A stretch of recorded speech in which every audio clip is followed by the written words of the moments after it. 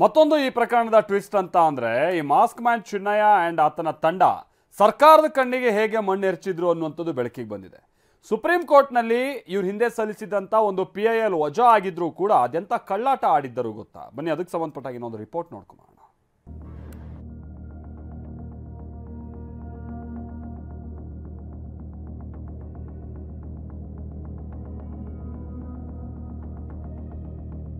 ಧರ್ಮಸ್ಥಳ ಬುರುಡೆ ಪ್ರಕರಣದಲ್ಲಿ ಮತ್ತೊಂದು ತಿರುವು.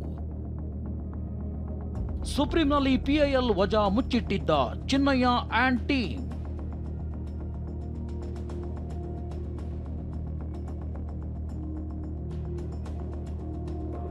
ಒಂಕಡೆ ಧರ್ಮಸ್ಥಳ ಬುರುಡೆ ಪ್ರಕರಣದಲ್ಲಿ ಚಿನ್ನಯ್ಯ ಮತ್ತು ತಿಮರೋಡಿ ಇಬ್ಬರೂ ಕೂತು ನಡೆಸಿರುವ ಮಾತುಕತೆಯ ಸರಣಿ ವಿಡಿಯೋಗಳು ರಿಲೀಸ್ ಆಗ್ತಿವೆ. ನಿನ್ನೆವರೆಗೂ 15 ವಿಡಿಯೋಗಳು ರಿಲೀಸ್ ಆಗಿವೆ.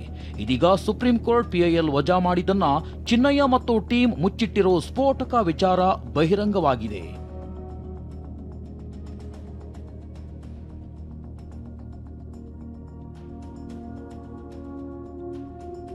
ಸರ್ಕಾರದ ಕಣ್ಣಿಗೂ ಮಣ್ಣೆರಚಿದ್ದ ಚಿನ್ನಯ್ಯ ಅಂಡ್ ಟೀಮ್.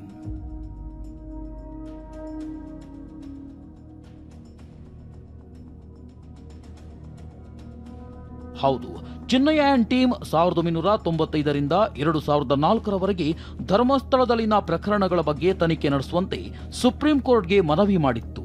ಈ ಸಂಬಂಧ ವಕೀಲ KV ಧನಂಜಯ ಸುಪ್ರೀಂ ಕೋರ್ಟ್ಗೆ PIL ಸಲ್ಲಿಸಿದ್ರು. ಆದರೆ ಸುಪ್ರೀಂ ಕೋರ್ಟ್ ಪ್ರತಿವಾದಿಗಳ ವಿರುದ್ಧ ಯಾವುದೇ ಮನವಿ ಇಲ್ಲದೆ ಇದ್ದಿದ್ರಿಂದ PIL ದಾಖಲಿಸುವುದೇ ನಿಷ್ಫಲವೆಂದು ವಜಾಗೊಳಿಸಿತ್ತು. ವಿಳಂಬ ಲೋಪದ ಕಾರಣ ನೀಡಿ ಮೇ 5, 2025ರಂದು PIL ಅನ್ನ ವಜಾಗೊಳಿಸಲಾಗಿತ್ತು. ಆದರೆ ಆ ವಿಚಾರವನ್ನ ಈಗ ಚಿನ್ನಯ್ಯ ಅಂಡ್ ಟೀಮ್ ಮುಚ್ಚಿಟ್ಟಿರೋ ವಿಚಾರ ಇದೀಗ ಬಹಿರಂಗವಾಗಿದೆ.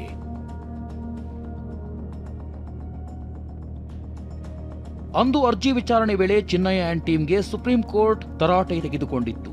ಇದು ಪಬ್ಲಿಕ್ ಇಂಟರೆಸ್ಟ್ ಲಿಟಿಗೇಷನ್ ಅಲ್ಲ, publicity interest litigation, paisa interest litigation, private interest litigation, political interest litigation ಎಂದು PIL ಅನ್ನ ಸುಪ್ರೀಂ ಕೋರ್ಟ್ ವಜಾಗೊಳಿಸಿತ್ತು. ಆದರೆ ಇದ್ಯಾವುದನ್ನ ಚಿನ್ನಯ್ಯ ಅಂಡ್ ಟೀಮ್ ಸರ್ಕಾರಕ್ಕೆ ತಿಳಿಸದೆ ತನಿಖೆಗೆ ಒತ್ತಾಯಿಸಿತ್ತು. ಈ ಮೂಲಕ ಚಿನ್ನಯ್ಯ ಅಂಡ್ ಟೀಮ್ ಸರ್ಕಾರದ ಕಣ್ಣಿಗೂ ಮಣ್ಣೆರಚಿರೋದು ಗೊತ್ತಾಗಿದೆ.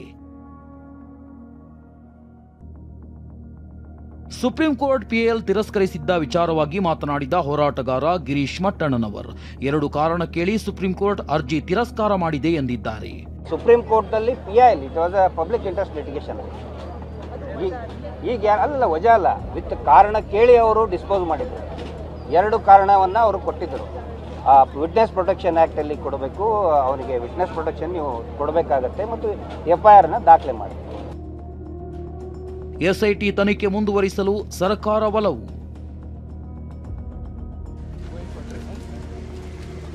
ಧರ್ಮಸ್ಥಳದಲ್ಲಿ ಶವ ಹೂತು ಹಾಕಿದ್ದ ಕೇಸ್ ತನಿಖೆ ಪ್ರಗತಿ ಹಂತದಲ್ಲಿದೆ. ಹೀಗಾಗಿ SIT ತನಿಖೆ ಮುಂದುವರಿಸಲು ಸರ್ಕಾರ ಒಲವು ತೋರಿದೆ.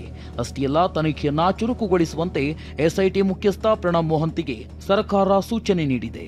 ಅಷ್ಟೇ ಅಲ್ಲ, ಷಡ್ಯಂತ್ರದ ಹಿಂದೆ ಇರುವವರನ್ನ ಪತ್ತೆ ಹಚ್ಚುವಂತೆ ಸೂಚಿಸಿದೆ.